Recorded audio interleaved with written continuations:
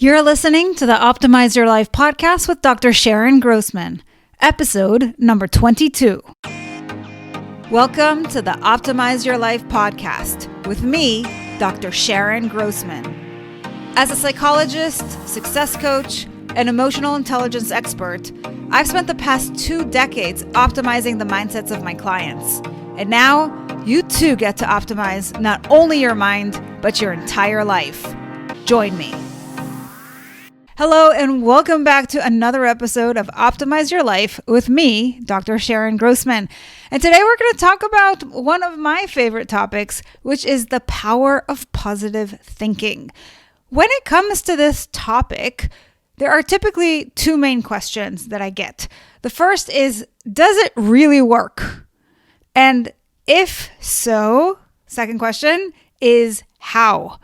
So people are really interested in figuring out what is behind this. Is this really a power that they can latch onto that can help them in their life? And if so, what do they need to do to really cultivate more of it for themselves? And that is what I want to answer today in this podcast. And what I want to share with you is, first and foremost, why I really think this is life transforming.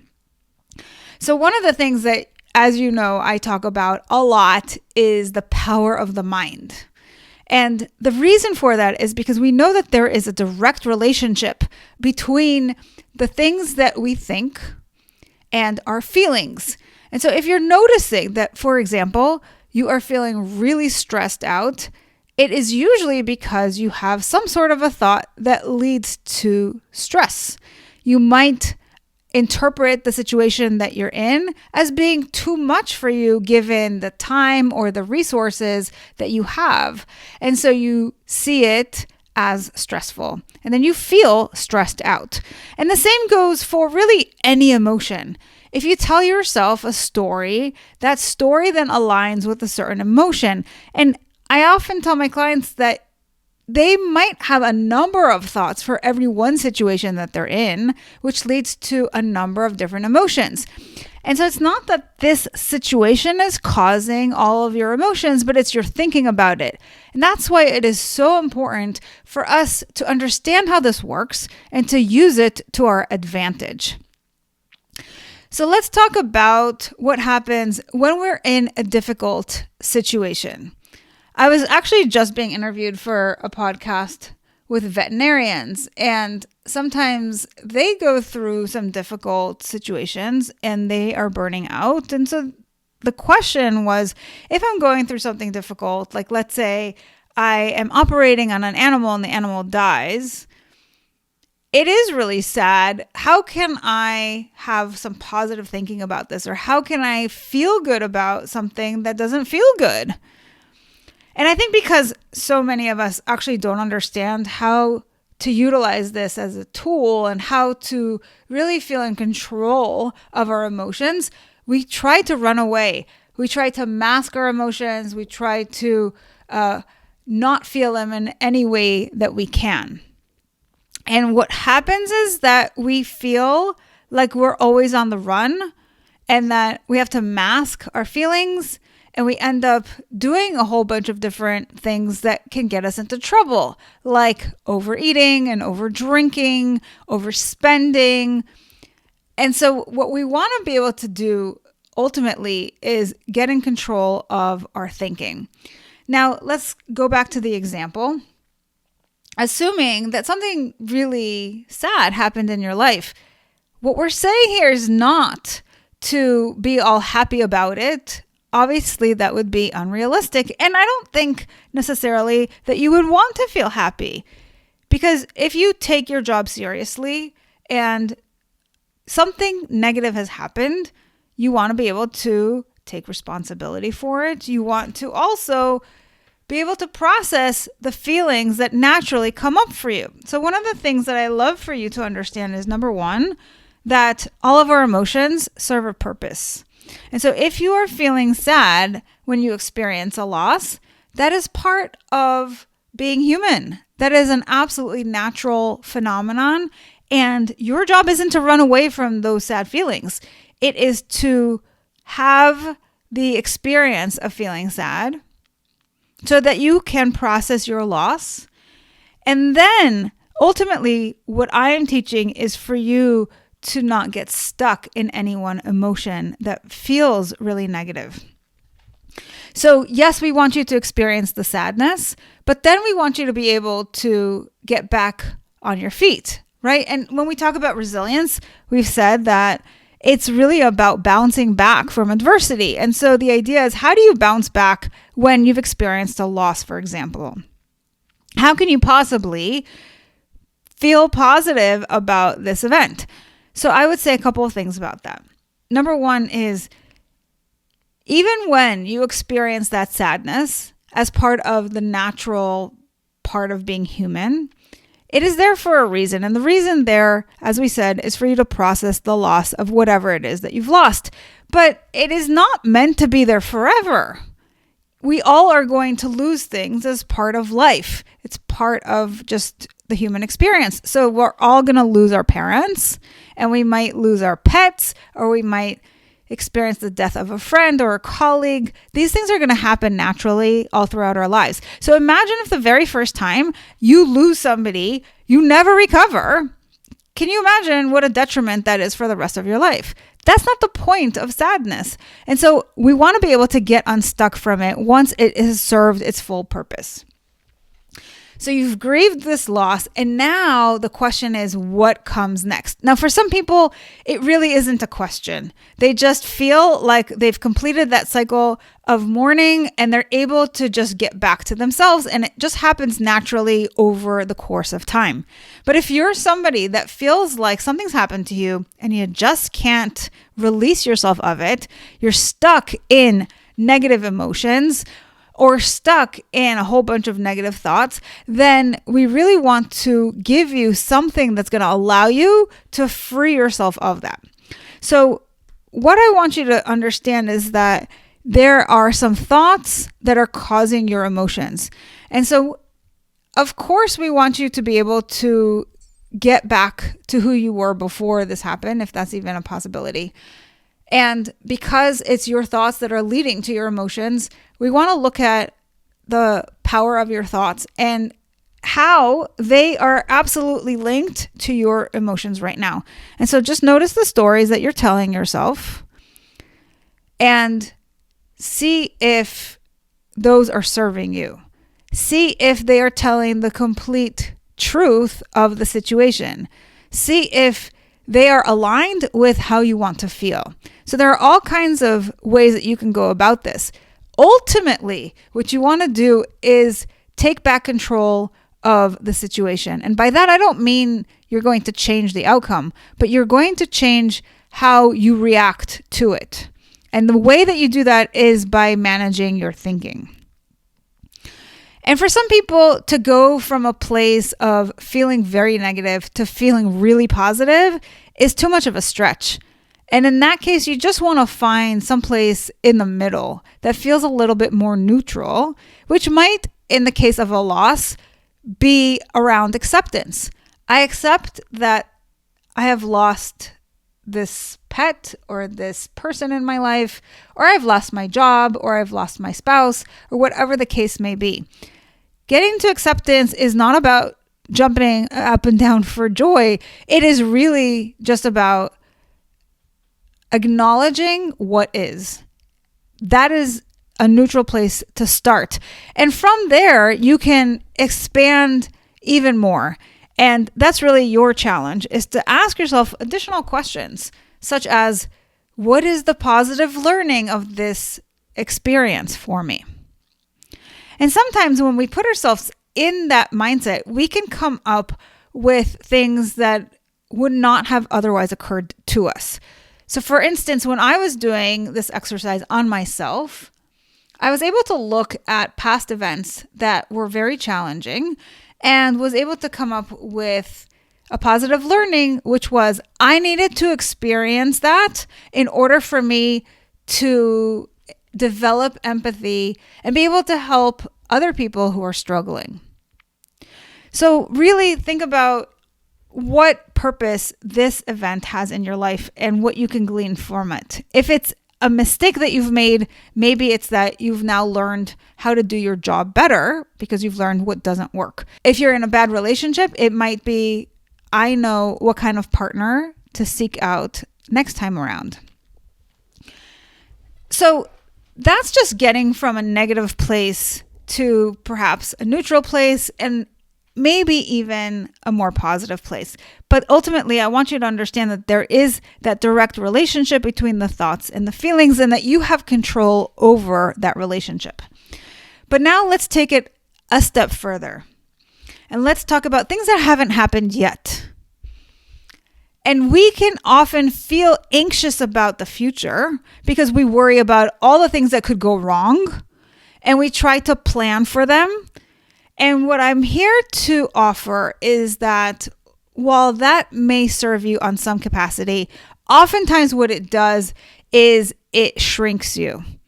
It makes you avoid risks. It makes you really run away from situations, or it makes you sit there and shake in your boots, feeling sorry for your future self or worried about all kinds of catastrophic ideas. And by the way, the majority of those things that we imagine in our mind don't ever happen. So we're wasting so much of our energy in this process. And what I want to offer you is this. You can use the power of positive thinking to create the future that you want. And I have a couple of really neat examples to share with you about how this can work. Now, this is not a science. This is more of an art. So there isn't like a step 1 and a step 2, and this is a guaranteed, and if you do this, you'll absolutely get this result. But I do want to share this with you because this isn't a pie in the sky idea. This is something that can work some of the time. And if you're open-minded to it, perhaps you might reap some results. And if you do, I would love to hear from you. I would love for you to share what happened. But let me share a couple of stories. One is of a client of mine. So this client was in a dead-end relationship. She could not see that there was something better out there for her because she was so in it. And this happens to a lot of us. We're so used to what we've got, and we have this mindset that is very limited. So we can't see that there's something else bigger, better out there. And then we become anxious about the unknown, and we stay where we are because it's familiar. Well, this client of mine was really frustrated with her relationship because it really wasn't going anywhere. And ultimately, she broke up with her boyfriend after about 6 years. So what I had her do, as she's really spinning out about not being with this guy, I had her take out a piece of paper and write down exactly what she wants to manifest in a future partner. Now, she wasn't under any impression that she was going to get this guy, but I just wanted her to have some clarity. So kind of like we said earlier, when you make a mistake, you learn what doesn't work. When you're in a relationship that's not going anywhere, you learn very quickly about what you want instead. So I just had her name it. And she literally wrote down about 50 attributes on this piece of paper. And then she put the paper away. And we got together about a year later, and I said to her, wow, isn't it amazing where you are today in your relationship and in your life, considering where you were just a year ago? And she said, it's so funny that you say that because I was just thinking about that exercise that we did and I can't find my piece of paper, but I remember I had like 50 things on there. And my current boyfriend really meets all of those criteria. He literally fits the description of everything I had on that piece of paper. So part of positive thinking is being really intentional, as we said earlier on today, where you are trying to create that connection so that you can feel the way that you want to feel. So that's where you're asking yourself, how do I want to feel in this situation? And then you reverse engineer it and you find the thought that aligns with that feeling. But in this case, what I'm talking to you about is a whole other thing, which is really about putting out what you want into the universe. And that requires some positive thinking because you have to believe that it's possible. It doesn't mean that you know how you're going to accomplish it. It just means that you believe that you can have it if you put it out there. Now, consider this. Thoughts are energy. If you're not sure what I mean by that, think about how you feel when you're happy. There's this sense of lightness, right? Because happiness is more of a high frequency sort of feeling or emotion. And so there's this lightness that comes with it. Whereas if you're feeling depressed, it feels really heavy, doesn't it? Where you just can't get yourself up and you feel so stuck in your life. So think about how our thoughts and our feelings are all energy. And so when we're putting thoughts out into the universe, we are sending a certain amount of vibration or energy out there. And it's not about control and it's not about knowing how. It's just about getting some clarity and putting your intention out there. So my client did not know how she was going to meet this guy, nor if she would ever meet this guy, but she was just doing this exercise for clarity purposes. And what do you know? A few months later, she was dating this exact guy. I have another example, which comes from my personal experience. And that is that I decided, along with my husband, that we were going to move. We were going to relocate to another state, and we knew exactly which neighborhood we wanted to move into, but we didn't have a house lined up. And everybody was basically calling us and saying, "Aren't you nervous? You don't know where you're going. What are you going to do?" And I said, "I'm not worried about it. I'll find a rental at some point and I'll move in. We'll get a sense of where we like living in the neighborhood or what comes up on the market, and we'll take our time finding a house that we really love, and then we'll buy." Well, given all that, and the fact that I knew there were three things when I was ready to buy that I was really looking for in a house, was number one, specific location. One of the big attractors to this particular neighborhood was that if you are a resident of this neighborhood, you get access to their community center. And this community center is off the charts. It includes a lap pool and a splash park and water slides for the kids. It is like beach access and all these amazing things. And you can only access it. It's almost like a private club, but it was only for this neighborhood. And so I really was very intent on getting into this neighborhood.